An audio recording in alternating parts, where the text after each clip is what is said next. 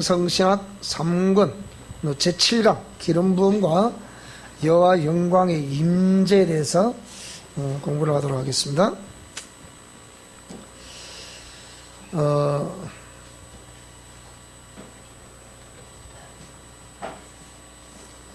먼저 기름부음이니까 성령 하나님의 임재하심, 또 이게 우리 심령성전에서 흘러나오심, 어떻게 하면 하나님의 성령께서 우리와 함께 하셔서 우리의 삶에 전적으로 개입하셔서 우리로 하여금 참으로 하나님께서 원하시는 그 행복으로 이렇게 살아가도록 하실 수 있을까? 그래도 우리가 육신 아래 삶을 사는 동안에 우리의 바람이 있다고 하면 뭐 영생은 마땅히 우리가 최종 목적지로 가는 것이지만 그래도 이 땅에 살아가는 동안에 하나님께 베풀어 주시는 그 은혜를 따라 행복한 삶을 또 사는 것 또한 이 땅에서 주어지는 복이라고 여겨 그런 것을 바라지 않는 사람이 어디 있겠습니까? 우리 주위에 숱한 사람들을 바라보면 참 어떨 때는 어떤 사람들을 바라보면 고기가 끄떡끄떡 이렇게 숙여지는 사람도 있는데 어떤 경우를 보면 도무지 이해가 되지 않는 그런 경우도 있습니다. 제가 저번에 작년에 울진에 왔을 때 울진에 대게를 잡는 장로 가운데 교계에서 유명한 박장로라는 분이 있는데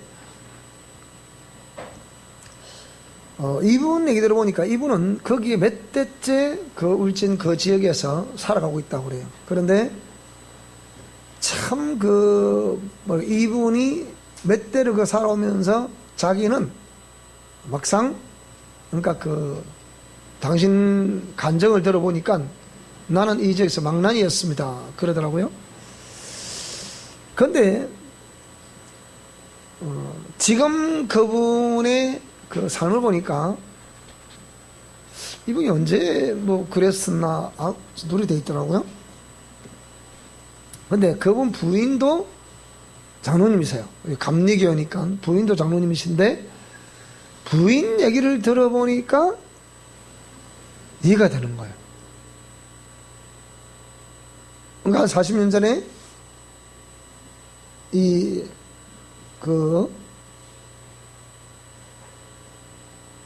아무것도 없는 부잣집의 딸이 아무것도 없는 이 집으로 시집 와보니까 문자 그대로 딱 숟가락 한 개도 나오게 되겠더라고.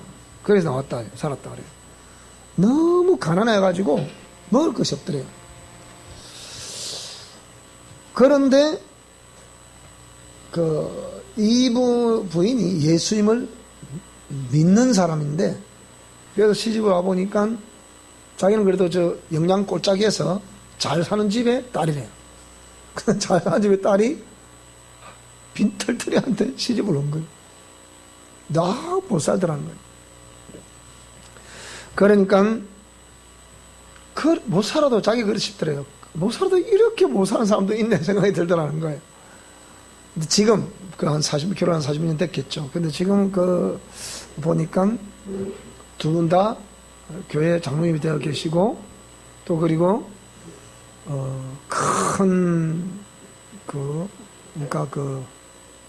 여관하던 음식점하고 이런 하던 건물을 사서 거기서 공동체 생활을 하고 있고 소도 수십 마리를 기르고 있고 또 바다 목장도 있고 그래서 국가조찬 기도회 이제 VIP이기도 하고 대한민국의 목사님 모르는 사람이 없는 정도로 그래 잘 됐는데 그래서 이분 물어보니까 예수님 잘 믿는 거 외에는 답이 없더래요. 자기는 술 먹고 그렇게 매일 망나니로 그 근방에는 소문이 났을 때 울진 근방에서는.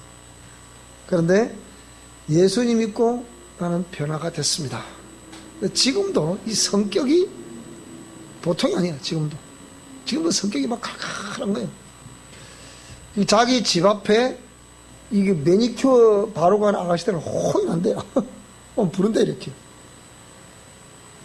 무슨 모르는 아가씨, 모르니까, 이제 와봐라. 지금은 연세 들어보니까. 그래서 막, 혼쭐 낸대. 모르는 사람을 데려고 뭐라 하는데, 네가 지금 정신이 있냐, 없냐?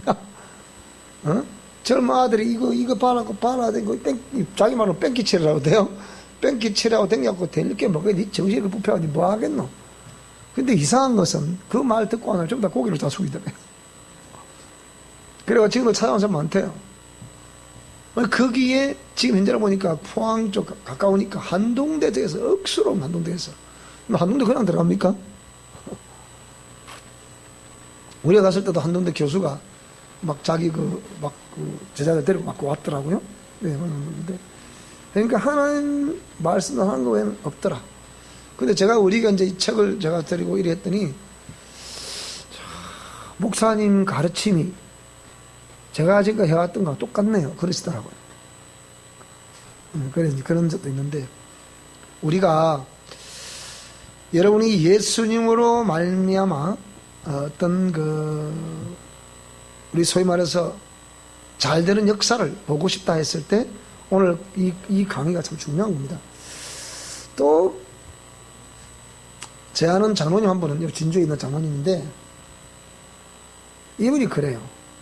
저는 우리 교회 집사였죠. 이게 뭐라는 게 아니라 예수님 믿기 전에는 그렇게 돈이 잘 벌리더래. 근데 예수님을 딱 믿고 인생의 참 의미와 돈을 어떻게 써야 되는지 알고 난 이후에 딱 되니까 망하기 시작하더래요. 자기 집이 부도가 날아가고 땅이 날아가고 집이 날아가고 막 날아가는 거예요. 그래서 하루 저보고 상담을 요청을 하더라고요. 그래서 만났는데 지리산 4대에서 그 당시에 4대 댐이 생기기 전에 만났는데 뭐란 거예요. 무슨 일이 있습니까? 나 정말 이해가 안 되는 게 하나 있습니다. 뭡니까? 하고 모르니까 그 얘기를 하는 거예요. 내가 이제 예수님 믿고 돈을 어떻게 써야 할지도 알겠는데 하는 일마다 망한다는 거예요. 그게 이해가 안 된다는 거예요. 그래서 세월이 벌써 그 이후에 이렇게 이제 몇십 년도 지났습니다만은 지금은 나름대로 또 어떻게 생활하고 있는가 잘 모르겠어요. 어쨌든 그 얘기를 한 분도 있더라고요. 그 이후에 들어보니까 진주에 통합측의 모교를 가셔가지고 거기서 이제 장로가 되고 또 거기서 또 보니까 언제 또 회복이 됐는지 교회 건축원도 많이 하셨더라고요. 자, 그런 분도 있습니다. 오늘 여기에 이렇게 보셨지만은 우리가 많이 말하고 우리 주위 인생을 성공했다는 사람들, 그 성공한 사람들의 삶의 내력을 보면 우리는 성공한 그 결과만 가지고 그 사람이 성공을 했다. 이렇게 말하는 경우가 거의 대부분입니다. 결과만 보고 말한다. 그런데 여러분 절대로 결과만 보고 말하는 그만큼 어리석은 거 없습니다. 결과만 보고 말해서는 안 됩니다. 그런데 반드시 결과가 있기 전에 뭐가 있다는 겁니까? 반드시 과정이 있다. 과정이 있기 때문에 결과가 있는 것이지 과정 없는 결과는 있을 수가 없습니다. 그런데 지금 현재 한국 사회는 과정을 완전히 무시해버리고 일확천금만 노리는 그런 젊은이들. 그래서 한국 미래가 없는 거예요. 제가 볼 때 한국 미래 없습니다. 지금 이 정부가 하는 짓을 보면 완전히 우리 젊은 친구들을 완전히 개돼지 취급하고 있는 거예요, 지금. 서울 경기지방 같은 경우는 놀아도 젊은이들이 뭡니까? 70만씩 돈 주잖아, 지금. 그럼 젊은이들 왜 일을 하려고 하겠습니까? 놀아도 돈 주는데. 지금 이 정부 간단합니다. 어쨌든 자기 정책대로 하려고 하니까 하는 거다 뭐 안 되니까 고가를 내려가지고 그대로 갖다 퍼부어버리면 이렇게. 그거는 뭡니까? 돼지 죽통에 돼지 죽 주는 거랑 똑같아요. 근데 젊은이들을 전부 게임방 앉아고 요전하고 있다 보니까 돈 팍 주니까 그거 퍽퍽퍽 먹는 거예요. 그러니까. 그럼 뭐가 되겠습니까? 그 또 주기만을 기다리고 있는 거죠. 이게 좀 한국 실정이거든요. 보통 문제가 아니죠. 그런데 그렇게 인생 승리라 할 수 있을 그 경지에 이르는 그 사람들의 얘기. 자, 김연아, 피겨 여왕, 지금 은퇴했지만은요, 이 국민일보 2015년 7월 29일 날 수요일 일자에 21페이지에 나와 있는, 21면에 나와 있는 그런 내용. 선수 생활에 80 내지 90%는 뭐만 있었다? 힘든 일만 있었다. 따라 우리 인생은 힘든 일만 펼쳐진다.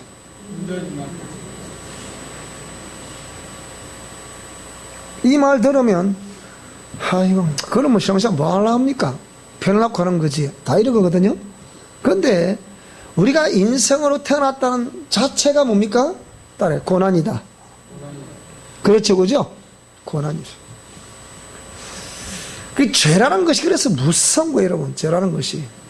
죄라는 것이 무섭고 그 죄의 유전자라는 것이 굉장히 무서운 거예요. 그래서 김연아 선수가 선수 생활의 80%지 90%는 힘든 일만 있었습니다. 정작 기쁨은 몇 %가 안 됩니다. 따라합니다. 기쁨은 한순간입니다. 그러니까 한순간에 그 금메달을 딱 발표됐을 정화발 발표됐을 때 말하고요, 그 기쁨이 그냥 감격하고 울고 그러는 거예요. 그 시상에서 서서 어떻게 해요? 그게 끝이야. 그게 끝. 그게 끝이에요. 소년재단은 리듬 체조 선수였잖아요. 이 아이가 21살에 뭐라고요? 아시안게임 금메달, 유니버시아드 3관왕을 차지했습니다. 그런데 이런 아이들이 이렇게 세계 정상에 서기까지 얼마나 애쓰고 힘썼겠습니까? 전인지라는 이 선수 21세에 3개국 메이저 대회를 제패했습니다. 지금 우리 한국 박인비 누구 지금 한국에 골프 공을 한국 골프 아닙니까? 낭자군들 하여튼 박상이 지금 난리죠. 박태환이라는 수영 선수가 19세 나이로 올림픽 금메달을 땄습니다. 그 뒤에 또 재기를 해서 또 26세 또 금메달을 또 땄습니다.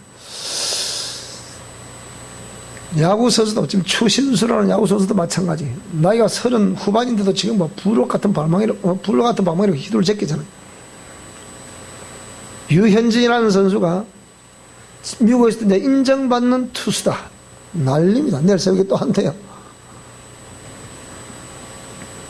남은 사람 말하면 뭐합니까? 우리 미션 코람도 멤버십을 얘기합시다. 우리 미션 코람도에 나와 있는 제가 말씀드렸던 미국 브로드웨이, 거기에 오페라의 유령, 음악 감독하고 있는 음악 악장의 타이틀을, 악장의 지위를 가지고 있는 최영희. 여러분, 이 사람들이 그냥 이렇게 세계 정상에 선 게 아니에요. 7달 되면 우리 교회 올 겁니다. 이게. 그때는 올 거예요. 와서 뭐라고요? 얘기를 한번 해봐라. 근데 그걸 참, 저는 서울 왔다 갔거든요. 여러분, 시골의 자그마한 교회에 그런 멤버십이 와서, 그 지금도 그 아이들은 그 3자매는 우리가 봐도 유튜브가 일주일에 4개가 올라가요. 4개가. 4개가 올라가는데 그걸 듣고 예배를 본다 그러잖아요. 그러니까 정상에 선다는 게 결다고 생각해요. 여기 뒤에 나왔죠. 이게 차범근, 박지성, 박주영, 손흥민, 이성우, 하여튼 최동원, 박찬호, 이성우, 추신수, 천재 축구인, 천재 야구인, 배호, 나훈아, 김정호, 김광석, 천재 가수, 정주영, 이병철, 구인의 김우중, 천재 기업인, 하여튼 이건 천재 붙으면 일이 안 됩니다. 이런 사람들이 그냥 이렇게 정상에 섰나? 그렇지 않습니다. 나 여기 우리 진주 출신 많잖아요, 여기. 남인수라는 가수도 진주 출신. 이런 사람들이 어떤 그 정상에 서기까지는 숱한 시련과 고통들을 겪고 섰다. 지금 오늘 제목이 뭡니까? 제목이 기름 부음과 여호와 영광의 임재입니다. 그러면 그 전에까지 우리가 영분별에 대해서 몇 강에 걸쳐서 영분별을 대해서 강의를 했습니다. 그래서 오늘 저와 여러분 우리가 영성 실천 원리를 수행하는 가운데, 자, 우리 내 영역에서 환경, 대인관계, 물질관계, 건강관계, 내 영역에서 우리는 항상 직면할 수밖에 없다. 그 직면하면서 우리는 수용하라. 어떤 상황이 되더라도 우리는 수용할 수밖에 없다. 일단 벌어진 일 앞에, 펼쳐진 일 앞에 우리는 항상 수용해야 됩니다. 그 다음에 침묵하게 되면 영들을 분별하셨다. 여기까지 설명한 거예요, 지금. 그러면 영들을 분별하게 되면 그 다음부터는 옛 습관을 교정해 가야 되는 것이기 때문에 영들이 분별이 돼서 옛 습관이 교정이 되면 그러면 이게 심령은 깨끗해지게 될 수 있는 기잖아요. 그렇죠? 영들이 분별이 되면 그 영들을 축출하고 또 이렇게 세포를 통해서 우리가 이 공격받는 것을 또 제거를 하고 이렇게 해서 우리 심령 성전을 아름다움으로 갖고 가야 되잖아요. 그래서 그렇게 되면 깨끗하게 심령 성전이 되게 되면 거기에 여호와의 기름 부음이, 오늘 낮에도 말씀하셨지만 그렇게 기름 부음이 온다. 나의 사랑, 나의 신부야, 나와 함께 가자. 그래서 그 동산에는 생명수가 있고 또 강 좌우편에 생명나무 열매가 있고 거기서 희고 깨끗한 세마포를 챙겨 입은 그 신부들과 함께 거기서 영원히 생명과를 먹고 살고 싶다. 이게 하나님의 뜻입니다. 그게 낮에 설교의 핵심 내용이 그거예요. 그런데 정작 베드로는 여기 있는 것이 좋사오니 초막셋을 짓고 주님과 모세와 엘리야와 우리와 같이 여기서 사십시다. 그러니까 예수님이 원하시는 뜻과 사람이 원하는 뜻은 그렇게 다르다는 거예요. 그래서 김춘수 시인은 사람은 꽃이다. 꽃을 위한 서시. 사람은 꽃이다는 거예요. 그런데 이 사람은 꽃이 아니다는 거예요. 꽃이어야 되는데 꽃이 아니다. 여기에 수많은 작가들, 윤동주 시인은 우리가 너무 잘 알잖아요. 서시, 별 해는 밤, 하늘과 바람과 별과 시, 어릴 때 참 많이 외우게 됐던 그런 시들. 민족 시인이라 그러죠. 이분 윤동주 시인 크리스찬입니다. 그래서 27세 옥중살했다. 그래서 설에 의하면 생체, 일본의 생체 실험 대상이 됐지 않냐, 그렇게 말하는 사람도 있습니다. 서시 너무 잘 아시죠, 그죠? 하늘을 우러러 한 점 부끄럼 없는 그런 삶을 살아가고 싶다. 그러기 위해서 자기는 늘 사색해야 했고 잎새이는 바람에도 나는 괴로워했다. 그런 나름대로의 인생의 산 의미를 추구함에 있어서 무엇이 옳은 것인가, 그런 것을 많이 생각해 보았다. 그래서 그런 하나님 앞에 한 점 부끄러움 없는 모습으로 서기 위해서 늘 생각하고 늘 괴로워했던 윤동주 시인. 또 우리가 노래도 많이 들었고 어릴 때 또 많이 시를 읊었던 김소월, 너무 잘 알죠, 그죠? 진달래꽃, 뭐 엄마야 누나야 강변 살자, 뭐 이런 들어봤죠, 그죠? 초혼, 접동새, 산유화, 못 잊어 개여울, 제비, 예전에 미처 몰랐어요. 주옥과 같은 일을 시를 남겼지만 이 김소월은 염세주의자. 결국 뭡니까? 1934년에 아편을 먹고 자살을 했습니다. 왜 그런 주옥 같은 시를 후대 사람들이 많이 낭송을 하고 외우고 교과서도 나오고 하는데 정작 이 인생은 뭐라고요? 자살을 했다.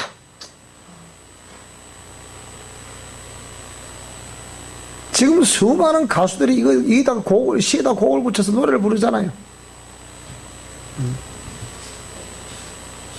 다 이게 뭐 개여울 못 잊어 산유와 뭐 진달래꽃 예전에 미처 몰랐어요. 이 뭐 전부 다 이렇게 거기다 다 노래 다 지금 부르고 있죠 지금 이제. 천상병. 우리가 잘 아는 여기 산청 출신, 중살리 출신하는 천상병시. 영혼의 시인이라 부르는 천상병. 이게 기천, 이게 동백님 사건으로 인해서 옥고를 치렀던, 정기 고문으로 폐인처럼 삶을 살았던 천상병. 인생의 삶을, 그는 그래도 그리스도인이라 해서, 그 정기 고문 이후에 막걸리로 인생을 연명을 했다는 거예요. 그러면서 뭐라고요? 하늘나라에 소망을 두었기 때문에 언젠가 하늘나라 가게 되면 이 땅의 삶이 참 행복했더라, 행복하였더라, 아름다웠더라, 그렇게 말하고 싶다. 우리가 이 땅에 살아가면서 이런 시인들과 같이 이렇게 나도 이 땅의 나름대로 삶을 살면서 참 힘든 속에 살았지만 그래도 아름다운 삶을 살았더라, 그렇게 살아야 되지 않겠습니까? 우리가 지금 말하는 오적이라는 풍자시로 유명한 박경리 씨의 사위인 김지아 씨, 1970년 사상계에 오구적이라는 것을 발표를 해서 저희들 어릴 때 재벌, 현재 재벌, 국회의원, 고위공무원, 장성, 장차관들을 뭐라고요? 오구적이라 비유했어요. 이는 필히 제거해야 될 적이다. 그런데 이들의 삶의 내력, 삶의 흔적을 남긴 발자취가 뭐냐? 전부 다 똥이다. 그렇게 표현한 거예요. 저거는 삶이 아니라는 거예요. 오늘 저와 여러분들이 우리가 어떻게 생각을 할까? 왜 우리가 잘 알고 있는 유명한 시인이라거나 이런 작가들을, 또 음악가들을, 뭐 스포츠인들을 왜 여러분들에게 들려주느냐? 우리는 이 땅에 살면서 예수님 믿는다고 하고 천국에 대한 소망을 두었다 하는데 우리는 과연 무엇을 남기며 갈 것인가? 더군다나 미션 코람도 영성실천 원리에서 탁월한 영성실천 원리를 가르치는 교회에서 신앙생활을 했다고 하는데 과연 내가 남은 것이 무엇인가? 따라 생각해 봅시다. 생각해 봐야 되잖아요. 내 인생을 참 아름다웠더라. 그래도 하나님, 제가 살아봤을 때는 참 고통도 많이 겪었지만 그래도 아름다웠습니다. 그렇게 아름다웠더라고 고백하면서 삶을 살았는가? 우리가 생각해 봐야 되잖아, 그죠?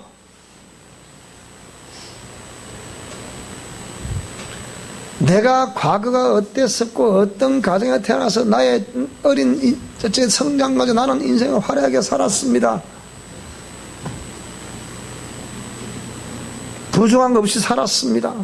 뭐 어떻게 살았습니다. 나의 과거는 어땠고 뭐 어땠습니다. 그 무슨 소용이 있겠어요. 오늘이라고 주어진 시간에 이게 중요한 거예요. 그런데 분명 성경에는 다른 제자들을 향해서 그 십자가의 도를 예수님이 설명을 하고 그 설명을 들었던 제자들이 또 다른 제자들에게 설명을 하면서 복음서에서는 예수님이 따르는 제자들에게 누구든지 나의 참 제자가 되려거든 자기를 부인하고 자기에게 주어진 십자가를 지고 나를 따라오라. 자기를 부인하라. 자기 십자가를 주고 따라와라. 또 다른 제자였던 바울은 나의 삶은 그리스도와 함께 십자가에 못 박혔다. 나는 날마다 그래서 죽는다. 왜? 그래도 흔적들이 있기도 자꾸 죽는다는 거예요. 이렇게 죽었다가 생각하다 또 나오고, 죽었다가 생각하다 또 나오고, 그러니까 죽었다. 그러니까 갈라디아서 6장에서 6장 17절에 뭐라 그랬습니까? 이후로는 나를 괴롭히지 마라. 내 몸에 그리스도의 흔적을 가지고 있다. 이렇게 표현을 했습니다.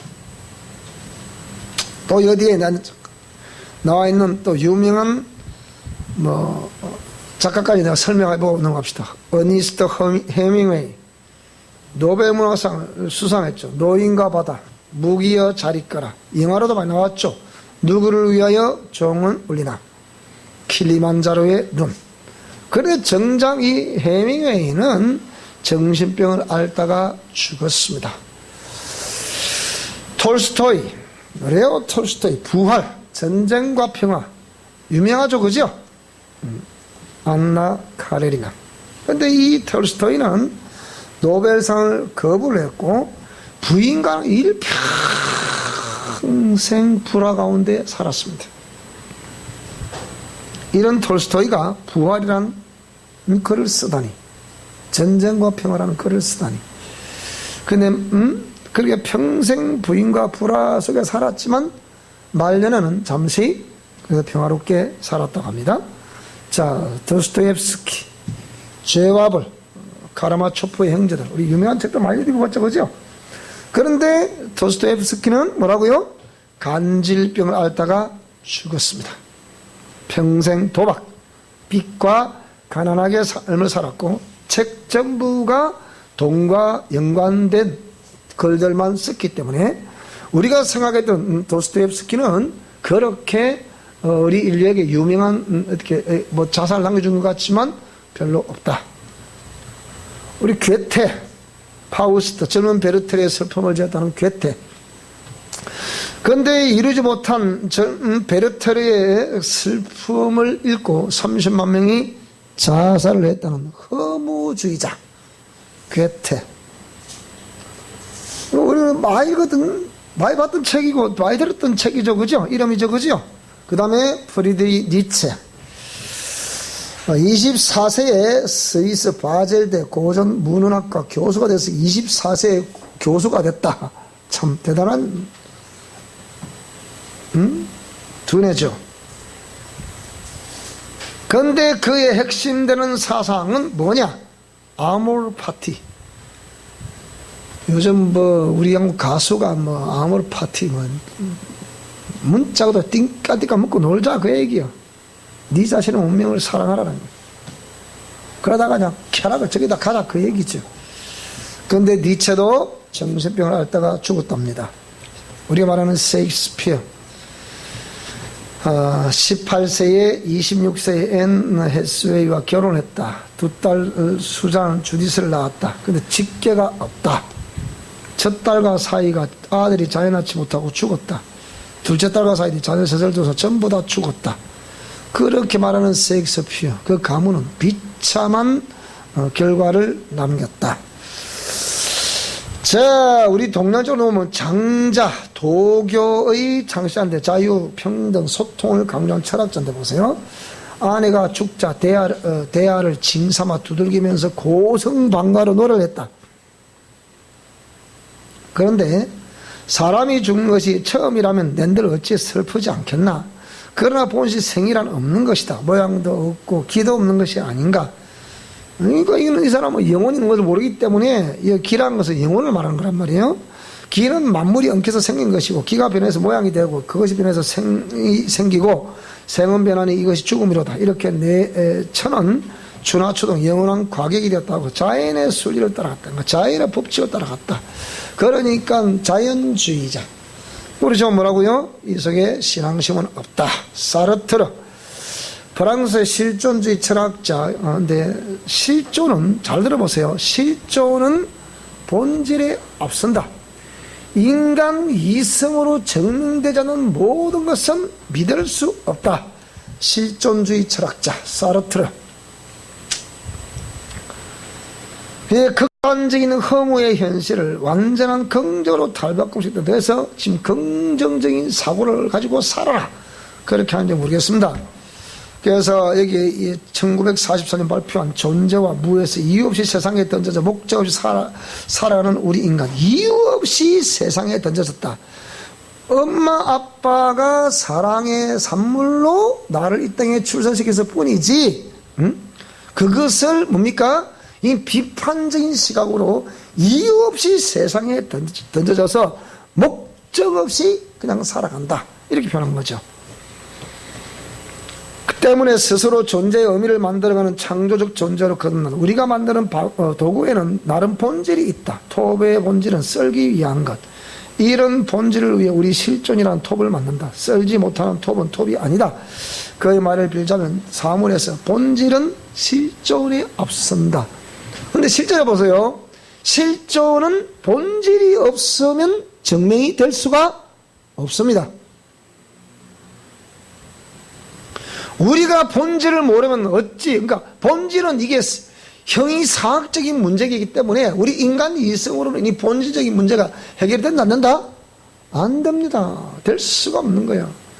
영혼이 내 속에 있는 것이 본질이지. 본질이 내 영혼이잖아요. 본질은 영혼이고 껍데기는 육체거든. 그래, 안 그래요? 껍데기 육체잖아. 껍데기 육체거든. 그 본질은 영혼이거든.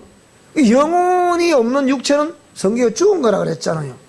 그러면 육체는 담고 있는, 영혼을 담고 있는 그릇일 뿐이지 본질이 아니라 이 말이에요.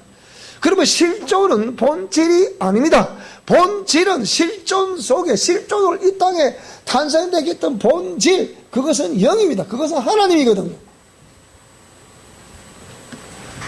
그런데 눈으로 확인되는 실존, 눈으로 보고 있는 실존, 이것은 뭡니까? 본질을 거부하는 거죠. 그러니까 그렇게 되겠습니까? 그러니까 고작 본질이라고 말하고 있는 것이 그 실존에서 느껴지는 육체의 느낌을 가지고 그럼 이걸 왜 존재하느냐 그 얘기예요. 그럼 그렇게 질문을 한다고 하면 저와 여러분 왜 존재합니까? 그런 측면에서 이 사르트르가 말하는 이런 실존주의 철학 앞에서 저와 여러분들 만약에 우리 인생을 논한다면 여러분 우리의 삶을 사는 목적이 무엇입니까? 그래서 아모르 파티라는 거예요. 캐세라세라 비밥바룰라 하자는 거예요. 무슨 말이 되죠, 그죠? 그럼 그렇게 쾌락을 저기다 살아가다 그럼 끝? 그럼 우리 인생? 그 얘기. 그럼 아까 말했던 유명한 세계 유명한 작가들, 뭐 노벨상 수상자들, 유명한 시인들, 그런 사람들, 그럼 그 인생 의미가 뭐가 있어? 그러니까 그렇게 딱 그대로 본질을 몰랐기 때문에, 영혼을 모르고 영혼을 지으신 하나님 몰랐기 때문에 다 그렇게 삶을 살다가 생을 마감하는 거예요. 그것을 끝이다. 우리 한국의 대통령 한 번도 뭐라고요?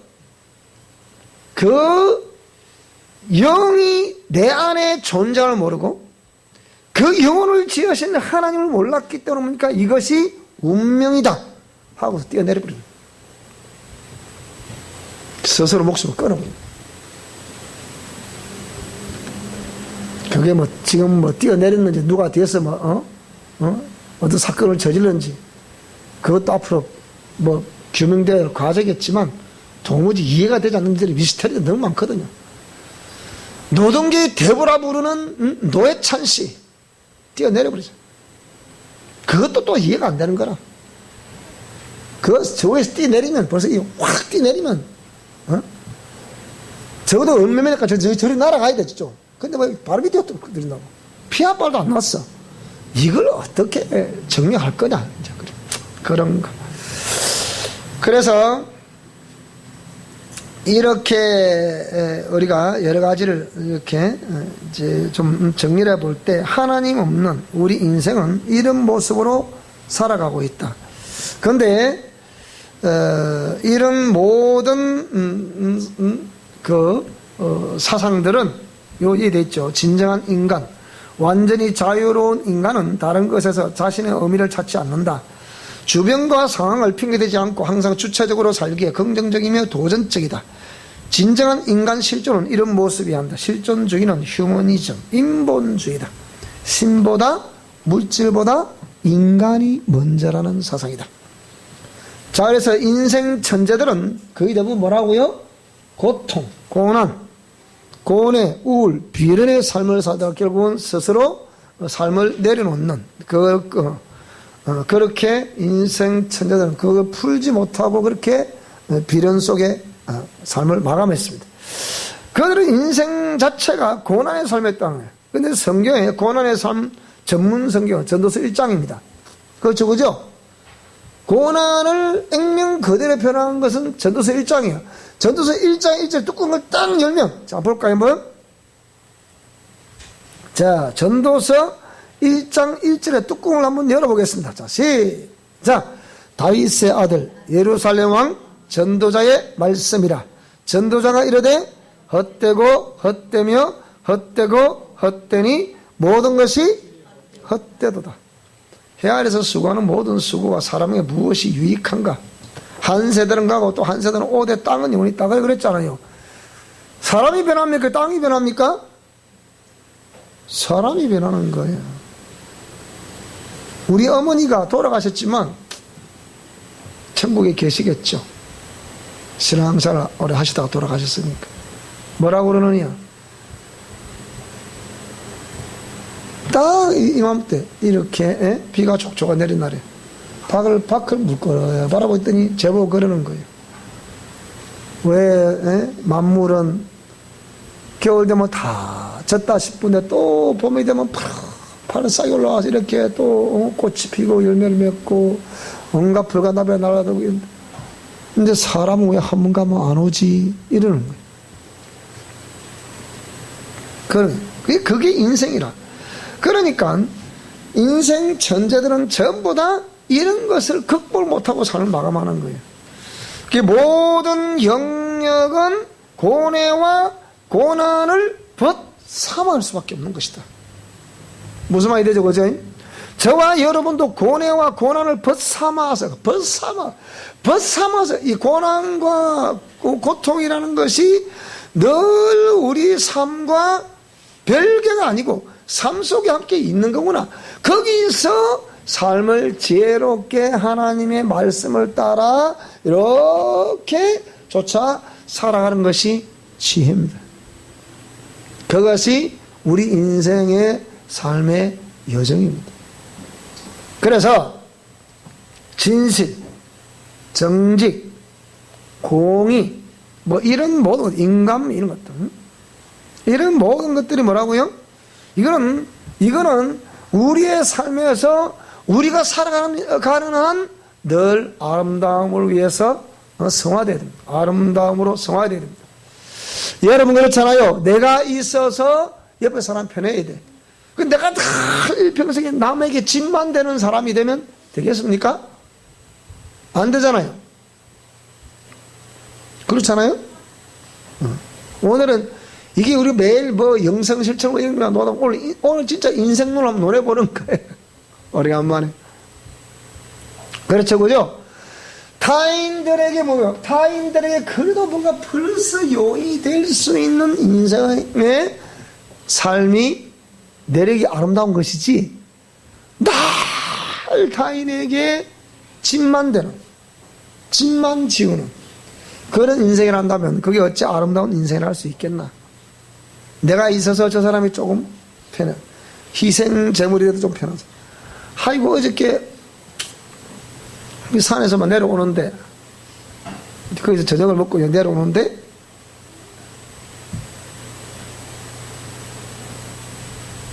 약간 어두워지니까 우리는 저 내려오고 차가 올라오고, 그 길이 외길이기 때문에 차가 중간에 이렇게 만나게 되면 피할 곳이 있어야 되죠. 그리고 우리가 상식적으로 봐도 피할 수 있는 곳에 가까운 차가 백을 하든지 후진을 해서 그렇게 해주는 것이 예의라. 그렇죠, 그죠? 근데 그 뒤에 고약한 그 젊은이가 하나 사는데, 쟤한테 비하면 옛날에 봬도 참 막내 동생뻘밖에 안 되거나 조카뻘밖에 안 되는 친구가 내보고 네 나이 몇이고 하는 그 친구예요. 그 친구가 올라오는데 자기는 뒤에서 한 5, 6m 가면 뒷바꾸가 걸어갈 수 있어. 나는 한참 저 뒷바꾸를 해야 되는데 딱 서는데 그 후진을 안 해주는 거예요. 내가 쌍화대를 탁 켜니까 그래도 가만히 있어. 그래서 네가 도저히 내가 팍 이렇게 쳐다보니까 그 친구 같아. 그래서 네가 역시 너는 나이를 먹어도 참 네가 어리석게 먹었다. 그러니까 네가 그 나이에 그렇게 살지. 그래서 제가 백을 해줬어요. 거의 한 7, 80대 제가 백을 갔어. 그래가지고 그러면 적어도 제대로 된 사람을 한다면 미안한 줄 알아야지. 그렇게 하면서 뭐 클락son 눌러서 미안합니다 하고 가든 이렇게 가야 되는데 아무 게 없이 이렇게 가는 거예요. 그런 걸 바라보면서 그래 참 자네는 어찌할 수가 없다 보니까 내가 보니까 자 그런 거. 그래서 이렇게 모든 영역 우리 인생의 삶 영역은 고뇌와 고난을 벗삼으며 우리는 살아가야 돼. 그래서 진실, 정직, 공의라는 이런 것들은 아름다움으로 성화시켜가면서 우리가 살아가야 된다. 그러므로 인생은 예술처럼 살아야 된다. 여러분 이게 좀 우리 잘 들어야 된다. 그냥 이렇게 그냥 뭐 한 시간 때우기 위해서 하는 게 아니고. 그래서 시인, 문학가, 음악가, 예술가, 교육가, 정치가, 행정가, 경제, 사법가, 과학자의 삶 이런 모든 것들이 그들도 인생이란 것은 삶이자 삶. 삶이라고 하면 수많은 정말 인류를 아름답게 하는데 우리가 쓰임을 받아야지 거기서 자기 욕구를 관철시키고 안 되니까 데모를 하고 안 되니까 막 그냥 폭력을 행하고 이렇게 하는 것이야. 되겠습니까? 어저께 그저께네.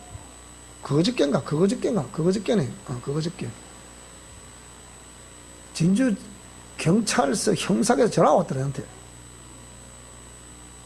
여보세요? 그러니까 아이고 목사님 접니다. 그래. 누군 우리 뉴스엔조이 사건 때 그 사건 저한테 전화했던 그 형사님이라. 그래서 아이고 그래 강사님 저 수고 많죠. 그러니까 아이고 뭐 저희들 한 일이 그렇죠. 그 웬일이요? 그런데 목사님은 5.18 강조 안 가십니까? 내보고 그러는 거예요. 내가 그거 뭘 나가노? 응?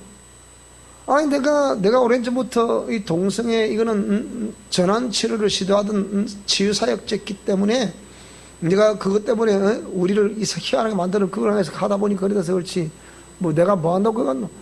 그 학생 인권자도 그걸 자꾸 어린 아이들한테 그걸 주입을 시키니까 그게 옳지 않아서 그걸 내가 한 것이지 딴 거 있나 없다. 그러니까 이제 그거는 뭐 이제 그 깨끗하게 정리됐다 아닙니까? 그래. 정리돼도 그 정신 나간 사람들이 지금도 말아 그래 또 하겠다고 도의회 통과시켰다 난리 법석 아니가. 그래서 내가 잠시 한 거죠. 난 이제 바빠서 농장에 일해야 돼. 시간 없다 내가. 강조 안 합니까? 내가 강조 뭐 하려고 그래? 돈 들어가면서 끝까지 내가. 그건 정치가들 저들 다 하락해라. 나는 모른다 그거.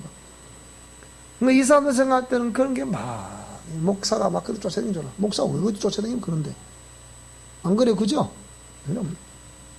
그러니까 모든 인생의 삶은 나의 인생의 삶은 더군다나 그리스도인으로서의 인생의 삶을 하여 우리는 창조주 하나님의 공의의 말씀이 내 속에 상식되게 하는 것이다. 맞잖아요. 창조주 하나님의 공의의 말씀이 내 삶에 상식되게 하라. 이거 아닙니까? 그래서 우리가 존재하는 거 아닙니까? 그죠? 그래 존재하는 거예요. 그래서 성경적인 교육 원리가 정신적인 교육과 신앙 교육은 아버지로부터 배우게 되는 거예요. 감성과 예절 교육은 어머니로부터 배우게 되는 거예요. 그래서 나의 어머니를 정신적인 나는 분신이다. 그렇게 표현을 쓰는 거예요. 왜 그렇습니까? 그런 것을 어릴 때부터 누가 시키지 않아도 어머니의 그 모습 보고서 그대로 우리는 행하니까. 아버지의 가르침을 그대로 우리가 순응하는 삶을 산. 그게 아름다운 거라. 그래서 지금도 계속해서 권위자들에게 맞짱을 뜨는 사람들의 공통적인 특징이 뭐냐? 그런 성장 과정 속에 엄청난 사건과 그 사건 속에서 상한 감정과 상처를 가지고 있기 때문에 그게 처리되지 않는 상황에서 여전히 그것을 그 권위자들에게 표출을 하고 있는 것이다. 그래서 모든 것을 주관하는 것은 어머니의 교육인데 우리가 이렇게 신해산 전성에 있어서는 어머니의 교육을 굉장히 중요하게 여깁니다. 왜? 어머니가 이 생명을 내 태에 안고 계속해서 기도를 하며 찬양을 하며 하나님과의 관계에 있어서 그 생명과 아름다움을 모태에서 자라고 있는 이 생명체에 계속해서 그렇게 아름다운 생명의 환경을 만들어주고 있기 때문이다.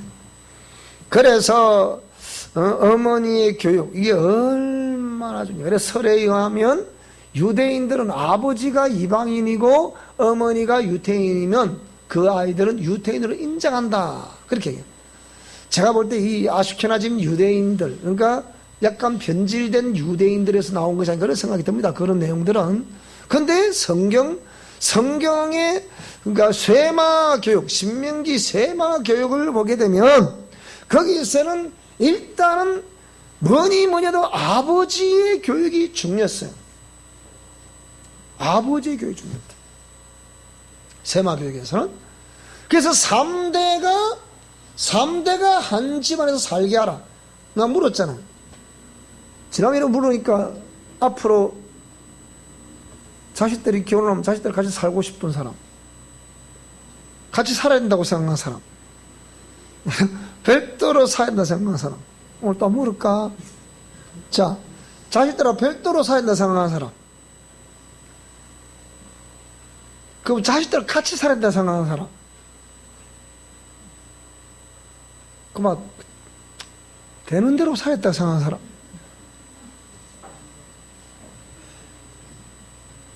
그런데 다시 말하자면 성경적인 원리를 보게 되면 나는 3대가 성경 말씀처럼 나는 하나님의 종이니까 하나님의 말씀을 따라 3대가 같이 사는 것을 원합니다. 그러니까 우리 아들이 그러더라고. 곤란한데요 그러더라고. 뭐가 곤란하다니까. 지 마음대로 물어봐야 된대. 어이, 어른인데 누구한테 물어본단 말이에요. 그러니까 그거 내가 내 마음대로 할 수 없는 기잖아요. 그거는 지 권리인데요. 그런 며느리 될 사람은 데리고 오지 마라. 그래 기절을 하려고 하더라고. 난 그렇게 생각할 생각이에요. 딱 오면 야이야 나는 니하고 같이 살고 싶던데 니는 어찌 생각하노? 도망갈 것 같아요. 난 진짜 그래 할게라. 전심 아들 하나밖에 없는데 그 씨 하나 낳았더만 적게 사면 그렇게 먼 재배를 사노?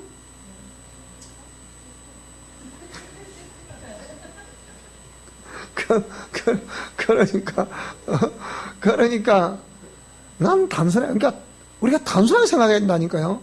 여러분 생각해 보세요. 근데 솔직해서 자기 엄마 아빠의 신앙이 좋으면 그건 내가 이해가 돼.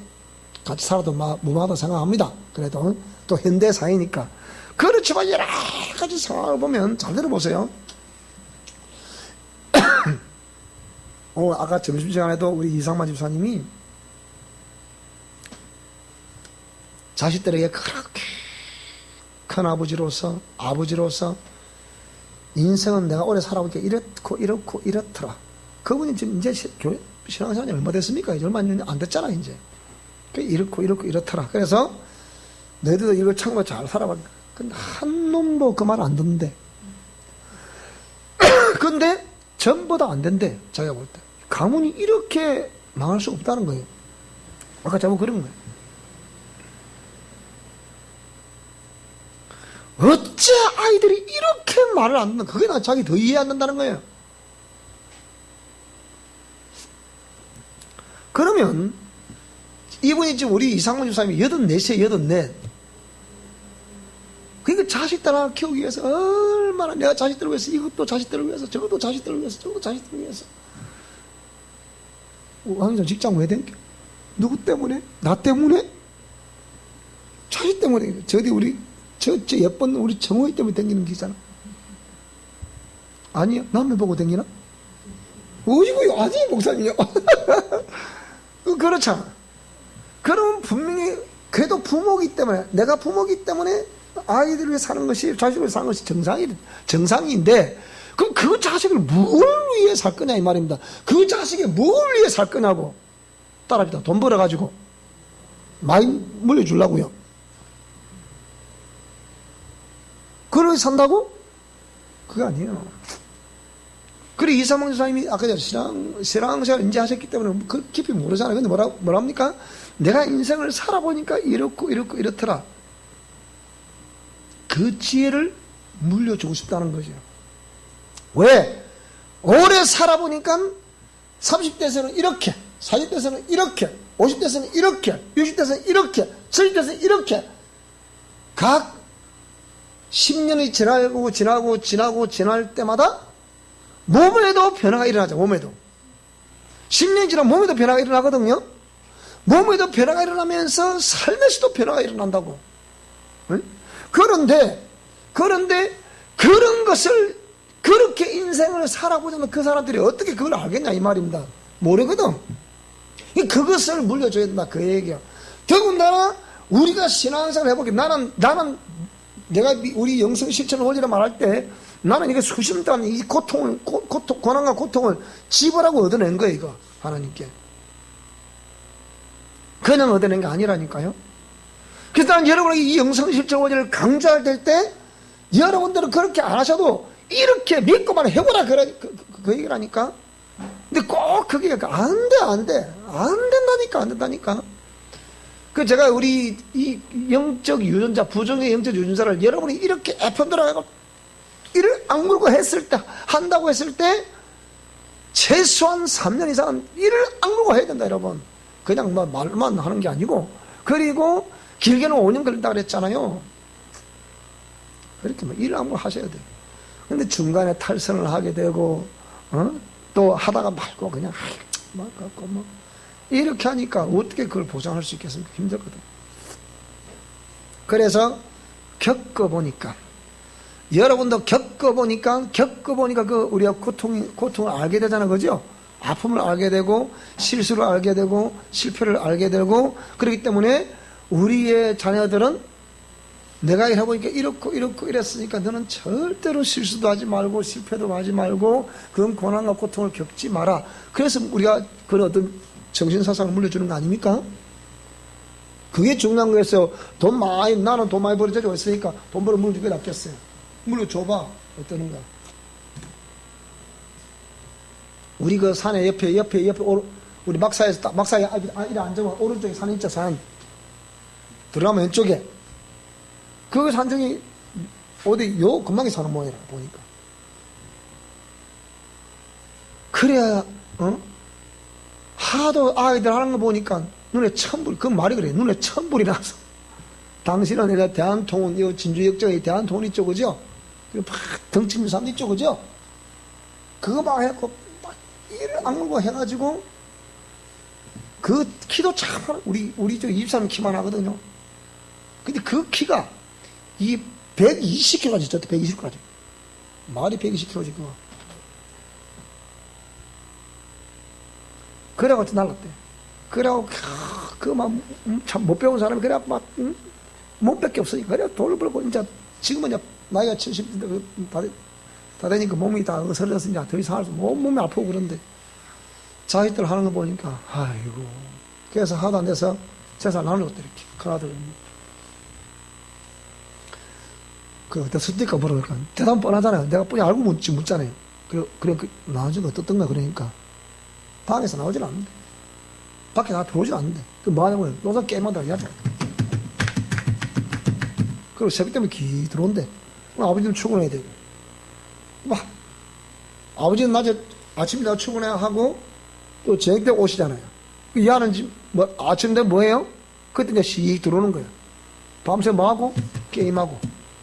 그 낮에 샥 자고, 제가 밤 퇴근하면 또 기나가는 거예요, 이렇게. 그래서 돈 물려준 걸 후회한다.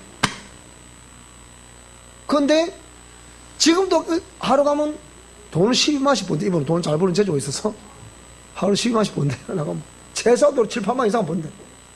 그래 버는데 이 돈을 벌어서 어떻게 될지 모르는 거라. 왜? 물려줘보니 뭐 하더라? 이 정부에서 일 안 해도 그냥 몇십만 갖다 주니까 뭐라고요? 그거 갖고 또 뭐해? 갖고 또 앉아서 또 이거 하고 있고 이거 하고 그거밖에 더 합니까? 그래서 누가 어떤 유튜브가 개 돼지를 만드는 정부 그러더라고요. 개 돼지 꿀꿀이 죽을 주니까 그거 먹고 또 떨어져 와서 그거 또 먹으려고. 그러니까 완전히 뭡니까? 공산주의가 그렇잖아요. 배급을 기다리고 있죠. 배급을. 그러니까 우리는 자유민주주의 체이기 때문에 말만 다르지 완전 배급을 지금 기다리고 있는 거라. 이 정부가 지금 젊은이들 그렇게 만들어가고 있다니까요. 나는 아까 놀랬다. 정원이 학교에 중학교다 지금. 중학교 뭐라고요? 소수자, 성소수자 인권을 존중합시다. 그거 다 부셨다 지금. 지금 도에서 지금 부결될 판인데 지금 그거 다 부셨다. 이 박종이라는 이 정교조 이거요. 여러분 아주 죽습니다 죽 앞으로. 그러니까 이렇게 우리 부모님들이 특히 아버지가 자녀들에게 이런 철저한 교육을 시키는 게 중요합니다. 그러나 옛적에 우리 원치 않게 아버지가 단명을 하는 경우가 각 집안에 많잖아요. 그래서 이런 아버지의 정신적인 교육이 없으면 그 아들은 인생을 망칠 경우가 많은 거예요. 그래서 이상문 집사님이 그렇게 말씀하시길래 내가 오늘 공감이 작용이 됐습니다. 짧은 시간인데요. 그렇게 말씀하시는 거예요. 그래서 이런 교육들을 어릴 때부터 차근차근히 인생에 풍부한 영양분이, 자양분이 넘치는 그러한 인생의 지혜를 뭐라고요? 3대가 집에 살면 그저 할아버지가 막연하게 그냥 이렇게 뭐 손자 쫓다 이래 될 건 아니거든요.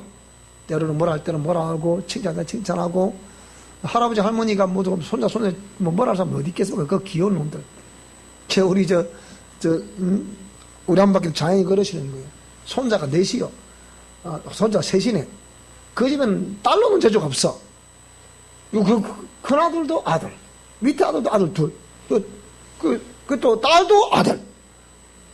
손자가 넷이요. 여자 포함하면 넷인데, 그 친손자가 셋이요. 근데 진짜 한 번씩 오라 그러면 집에 오면 이 아들 고기를 그렇게 좋아한대요. 그러면 손자가 5살 먹는 애, 지금 7살 먹는 애, 서너 살 먹는 애 이래 있는데 애들이 젓가락을 갖고 이런데 할아버지가 다 모여라 그러면 다 모인대. 그래 할아버지 이 고기 구워주는 걸 좋아해. 우리 자양은 내가 매일 어린아 같은 모양이라 매일 내가 자 이렇게 당신 내가 구워줘. 그런데 이분의 심리가 가만히 보니까 손자가 젓가락 뜯으면서 할아버지 고기 주세요 이런다는 거요. 그러니까 이 할아버지가 크게 좋은 거요. 그렇게 말한 고놈이 좋은 거야. 할아버지 고기 주세요. 이게 좋은 모양이라. 내가 그 손자들처럼 비는 모양이라. 근데 꾸준데 빨리 꾸 있어. 내가 물 테니까 막. 그러니까 이게 벌써 아무것도 아니었지만은 그렇게 해서 그 할아버지로부터 내려놓은 아무것도 아니었죠. 그 고기만 구워주면 뭐해? 정신교육을 시키죠. 저는 제 당대 신앙이잖아요. 그렇기 때문에 나는 웬만하면 우리 아들과 같이 살기를 원해요. 지를 만나 몰라. 나는 그렇다 그 말입니다. 그것도 합의를 봐야 되겠지. 참 억울하면 내가 억울할 수도 있겠지만 나는 같이 살기를 원해요. 정말 같이 살기를 원해요. 그래서 나는 며느리에게도 마음껏 사랑을 공급해주고 싶고 그 손자 손녀들에게도 마음껏 공급해주고 싶은 거예요. 그래서 정말 하나님 말씀대로 살아가는 것이 무엇이다, 그걸 보여주시고, 오늘도 우리 아들 주일날 신나더라고. 나하고 내일 봅시다 그러더라고. 지금 안 오잖아. 봐봐 지금. 이게 내가 보기에 피곤해가 지금 막 뒤집어 자고 있는데 아직 전화 안 받더라고 내가 보니까. 이게 그런 거예요. 그러니까 왜 그렇습니까? 그러니까 이렇게 11주를 꼬박꼬박 보내면서 찌른 정작 참여하기 힘든 거라. 저 딸내미도 바로 오랜만에 와나니까 지금 앉아있고 싶은데 뭐 보고 있어 보니까 엄마도 기대더만 저 들어 이제 작았지 이제. 그래도 좋다 이게. 그래도 하여튼 여기 안옹보다 오는 것이 그래도 훨씬 낫습니다. 내가 그랬잖아요. 일단 교회 문 열고 도장 팡 찍는 것도 하나님 점수 주신다니까요. 세월 지나면 그거 봐라 이제 오늘 뭐 여기서 제일 왔다 그게 중요한 거라. 그게 도장 찍는 거 그게 이미 중심이 여기 있다 그 얘기가 그게 중요한 거거든요. 그렇지 않습니까? 마음이 있으면 모든 걸 다 있게 되는 거야. 그러니까 마음이 여기 딱 있으니까 그대로 움직이는 거야. 그러니까 그게 중요한 거야. 그게 나는 우리 아들 딸 둘이 가고 뭐 딸이 그래도 훨씬 나 현재로 상황을 보면 그래도. 자 어쨌든 간에 그렇게 해서 이 교육의 부재시 교정이 잘 안 되고 어렵고 힘듭니다. 왜? 습관 때문에. 여러분 이 습관 무서운 거예요 이게. 거기다가 이게 자꾸 본인이 교정을 하려고 생각해야지, 교정하려고 생각하지 않고 이 습관, 몸에 배어버린 습관, 체질에 대한 이 습관, 여기에 딱 귀신이 달라붙어봐요 여러분. 이 무서운 거예요 이게. 이거는 여러분 매일 우리가 막 똑같은 내용을 전하니까 이게 어떻게 생각할지 모르겠지만 여러분 이거 진짜 제가 안 하면요 여러분 보통 문제 아닙니다. 끝까지 제가 하셔야지.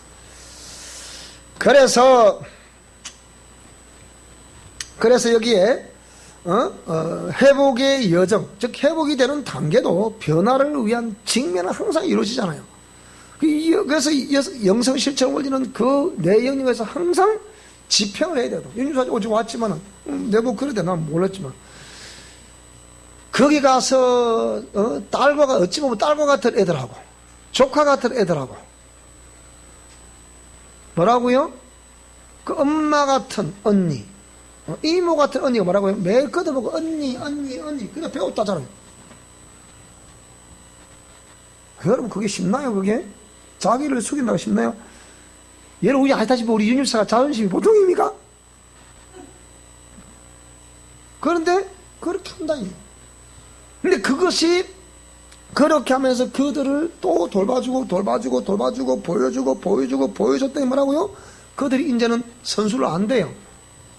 언니는 희한한 복이 있다 그래요. 어째 앞뒤적으로 꼭 피할 건 다 피하고 저들이 볼 때는 완전히 원수를 만났는데 저 사람은 가면 희한하게 또 사람 데려본다네. 그게 왜 그래요? 뭔가 있는 거 아니에요 그게? 뭔가 있는 거라고. 그래서 교정의 원리 첫 번째 뭘 교정할 것이냐, 고정관념화된 의식과 감정 체계를 교정하라 그 얘기예요. 두 번째 체질화된 말과 행동을 교정하라 그 얘기예요. 그러니까 내면을 교정하고 외면을 교정하라 그 얘기예요. 순차적으로 내면의 정화와 정결은 우상숭배 죄의 철저한 회개와 그리스도의 피로 정력해 되는 것이니까, 그래서 보혈 사역을 하라는 거예요. 그래야만 정결하게 된 심령에 성령 하나님의 임재와 통치하심이 있다고 그랬잖아요. 그래야만 성령 하나님께서 흘러나오신다 이 말이에요. 성령님이 나와 함께하지 아니하신다고 말하지 말고 성령님이 임재하실 수 있고 흘러나오실 수 있는 그런 심령으로 만들면 된다 그 얘기예요. 무슨 말씀 이해되십니까? 그렇게 되면 회복이 된다. 무슨데? 대인관계가 첫째는 회복이 돼야 돼요. 내가 대인관계가 아직까지 불편하다. 나의 옛사람이 그대로 있다. 아직까지 어느 정도도 고쳐졌겠지. 회복의 두 번째, 성령님이 흘러나오시면 대인관계가 회복이 되고, 대인관계가 회복이 돼야 그 다음 뭐가 회복된다고요? 물질로 회복된다니까요. 정확하게 좀 설명하자. 저게 그런 딸과 같은 아이들하고 조카 같은 아이들은 뭐라고요? 그들 앞에서 머리를 숙이면 뭐라고요? 언니 그랬다잖아요. 그게 뭐냐? 야 임마 그래도 뭐 알 텐데 저 윤자 나 성령 같은 야 임마 정신 차려 이래서 해석했는데 뭐라고요? 여러분 따라서 강과 쓸개를 출근할 때 빼가지고 소나무 가지에 걸어놓고 가야 된다. 그리 안 걸어놓으면 여러분 그 고기 못 숙인다니까 여러분. 여러분 이게 쉬운 거 아니에요. 제가 그랬잖아요. 서울에서 강릉 대행교 있을 때 말하고요. 딱 누나가 또 가봐 그러길래 누나가 갔다 안 하고 그 다음에 고마웠습니다. 내 솔자식 여기서 뭐 하나 하더라고요. 이씨 뭐야 이거 당신이 인간이냐? 그리고 이 안에 있어 말이 있다니까요. 내가 봐도 그게 잘못이 없거든. 열심히 한 죄밖에 없어. 근데 뭐라고요? 가봐. 그게 뭐라고요? 누나 갖다 줘. 그거 내가 전화 그랬습니다. 언젠가는 저 양반 전화 올 거예요. 당신 두고 봐. 그랬거든요. 그러니까 4년인가 있다가 전화 왔더라고. 다시 또 오라고. 그래, 그때 딸내미하고 아들을 딱 앉혀놓고, 야, 아빠가 전에는 아빠 결정해서 너희들이 고통을 많이 당했지만, 이제는 너희들도 크고 했으니까 너희들이 결정해봐라. 그러니까, 혼자 가세요! 이러는 거예요. 아들, 난 가시면 무서워요. 가시면 마음대로 하세요. 이러는 거예요. 너는 어쨌거나 저는 여기 있기 때.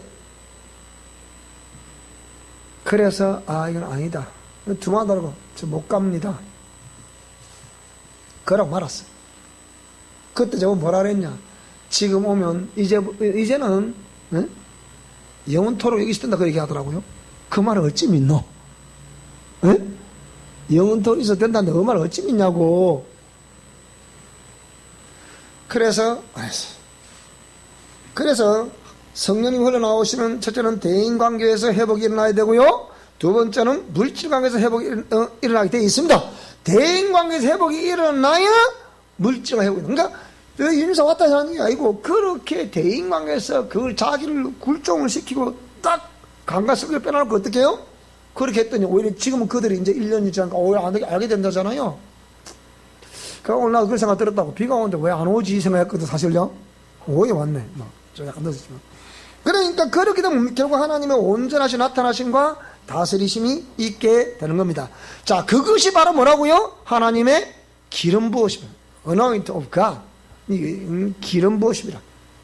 그러면 이 기름 부으심은 하나님이 어떤 특정인에게 그렇게 기름을 부어주시는 거예요. 잘 들으셔야 된다 이거. 그러면 기름 부으면 사람과 사람 사이에도 전이가 된다 안 된다? 전이가 된다. 그러면 생명의 사람에서 생명이 전이되는 거지 사망의 사람에서 사망만 전이가 되는 거야. 무슨 말씀이 됩니까? 그래서 유유상종하게 된다. 여러분이 웬만하면 생명의 사람과 교류할 수 있게 바랍니다.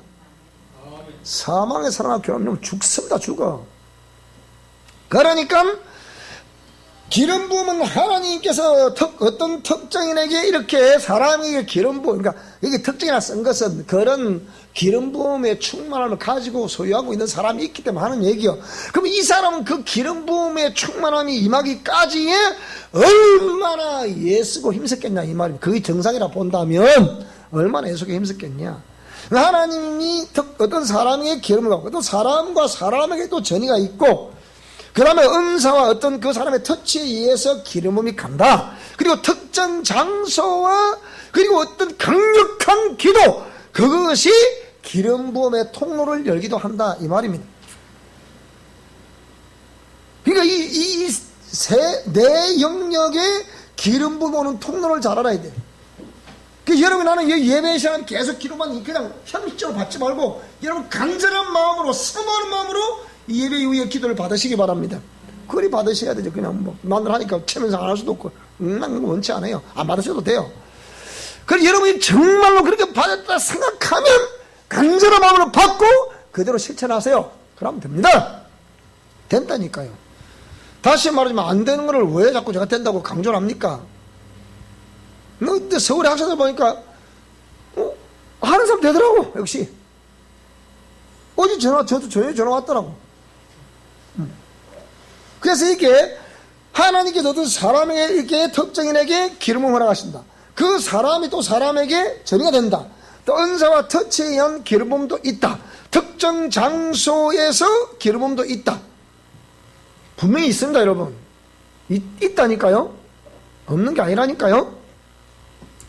그래서 이렇다고 하면 옛 습관의 교정이 절실한 거예요. 그러니까 옛 습관의 교정이. 그게 자꾸 그쪽 통로를, 반대쪽의 통로를 열어주고 있잖아, 이렇게. 귀신의 문을 열어주고 있다, 이렇게. 자꾸 치고 들어오는 거지, 이렇게. 옛 습관을 교정하지 않으면 절대로 이 사람은 기름 갈 수가 없어, 거기는. 안 됩니다. 해보니까 안 된다니까, 여러분. 그냥 안 된다는 얘기 아니라니까. 이렇게 기름 부음이 될 수 있는 원리를 가르쳐 드리면 여러분 기르스 한번 해보셔야 되잖아. 그러니까 그 다음에 생명의 결여, 은사의 전이는 은사일 뿐이지 생명이 아니니까. 생명은 뭡니까? 우리 자신이 내 내면을 정결케 함으로 오는 것이 생명이다. 무슨 말씀이 되죠, 그죠? 그렇게 해야 생명이 오는 거니까 은사에 의한 터치, 이거보다는 여러분 내면에 강력한 생명에 있게 샘이 솟아오를 수 있도록, 무슨 말이 되죠, 그죠? 그게 중요한 것이다. 자, 그렇게 되면 하나님의 영광의 임재가 있다 없다? 있다는 거야. 이러면 인간의 지정의를 완전히 멈춰. 그러니까 임재가 그랬잖아요. 뭐 어떻게 해요? 자신의 모든 감정과 모든 다 내려놓고 말하고요. 일단은 내가 여기서 말을 들었다. 일단 내가 볼 때 임재가 1차적으로는 직업 때문에 일단 들어간 거예요. 일단은 들어가서 내가 여기서 돈을 누가 나한테 준다? 캐디를 하면 돈을 누가 줘요? 고객이 주는 기잖아. 근데 저기 캐디가 한 7, 80명 되는 모양인데, 이 캐디들이 정신 빠진 캐디들이 거의 대부분 다 정신 빠진 캐디들 보니까, 내가 들어보니까. 왜 그러면, 저 사람이 돈을 자기가 주는데, 쉽게 월급을 내가 주는 사람이란 말이지, 쉽게 얘기하면. 근데 그 앞에다 인상을 팍 써서 하니까, 돈 주는 사람이지. 지하도 돈을 주려고 하는데, 이 인상을 팍 써서, 이러니까, 누가 그 캐디를 줬게? 그 볼도 요리 쳤거든. 저리 쳤어야 돼. 그 뭐 하라고? 가 주와, 임마. 문자보다 개돼지짓 하는 거야, 그러대요. 근데 자꾸 저 양반은, 이 사람은 뭡니까? 인격적으로 대우를 받는 거예요. 그러다 기분 좋으니 뭐라고요? 팁 줄게. 팁도 더 받고. 아이고, 네, 참말로. 여러분, 어떤 사람이 되고 싶습니까? 그러니까? 어떤 사람이 되고 싶냐고요. 그래서 인간의 지정의가 완전히 멈춰져야, 멈춰진다는 개념은 옛사람이 죽는다는 개념이거든요. 그게 단독 목회를 잘하는 거예요. 사람이 있을 때보다 사람이 없을 때 여러분 잘하셔야 돼. 그게 진짜요. 그래서 뭐라고요? 그때는 하나님 앞에 진실이 이렇게 통하는 시간이거든요. 그래서 보혈사회도 중요하고요. 그래서 하나님의 뜻은 뭡니까? 반드시 예정하심과 예정하심 있잖아요. A라는 사람을 위한 예정하심. 그럼 이 사람이 예정하심 간단해요. 그걸 어렵게 생각하면 안 돼요. 심령 성리를 깨끗게 되는 것이 예정하심이에요. 그렇게 되면 뭐라고요? 자동으로 그 때는 오게 돼 있다. 그래서 때는 제초하게 돼 있다. 이 말입니다. 쉽게. 그러니까 여러분 그 하나님의 예정하신 때를 여러분 스스로가 심령 성리를 아름답게 만드심으로 말미암아 잡아당길 수 있게 바랍니다. 왜 여러분이 저처럼 이렇게 꼭 30년 고통 당해야 되겠습니까? 그래, 하지 말아요. 그러니까. 하지 말고, 저는 이렇게 했지만 여러분 이 원리를 따라 해보면 간단하게 됩니다. 그렇게 해보라는 말입니까? 그러니까. 그래서 회개와 정결은 강력한 통치하심의 배경이 됩니다. 그리고 나를 내어드림과 또 인도하심을 따라가면 당신이 우리를 향해서 당신의 역사를 이루시는 거예요. 우리가 이루는 거 아니죠. 그래서 영광의 임재와 통치하심이 있게 됩니다. 그럼 우리는 계속 순종을 해야 되겠죠. 그래서 생명은 변화와 회복이 반드시 이어지게 돼 있어요. 하나님이 말씀하시고 말씀을 통해서 나타나시고 나타난 그것이 뭐라고요? 생명이라고 했잖아. 하나님이 여러분에게 말씀하셨으면 반드시 우리 삶 속에 그런 생명력이 나타날 수 있게 바랍니다. 그래서 주의 신이 직접 임재하셔야 합니다. 직접 임재하셔서 직접 말씀하셔야 되고 직접 통치하셔야 됩니다. 그런 역사 있기를 축복합니다. 여러분이 그러니까 이렇게 가도 내 생각으로 하는 것 같은데 잘 되고, 저렇게 가도 내가 가는 것 같은데 잘 되고, 알고 보면 그것이 뭐라고요? 하나님이 여러분 삶을 형통케 하셔서 인도하시기 때문에. 그러니까 내 생각대로 움직인 것 같지만 그건 내 생각이 아니야. 알고 보면 하나님이 이루어오셔서 내가 그걸 보는 거죠. 무슨 말이 되죠? 그죠? 자, 그 역사가 있기를 주 여러분 축복합니다. 그래서 이런 오늘 낮의 메시지와 오늘 저녁에, 오늘 오후에 이 메시지를 잘 여러분 정리하셔서, 자, 아름다운 기름 부심이 있어서 반드시 여러분 삶에 전인격적인 회복이 넘쳐날 수 있기를 주 여러분을 축원합니다.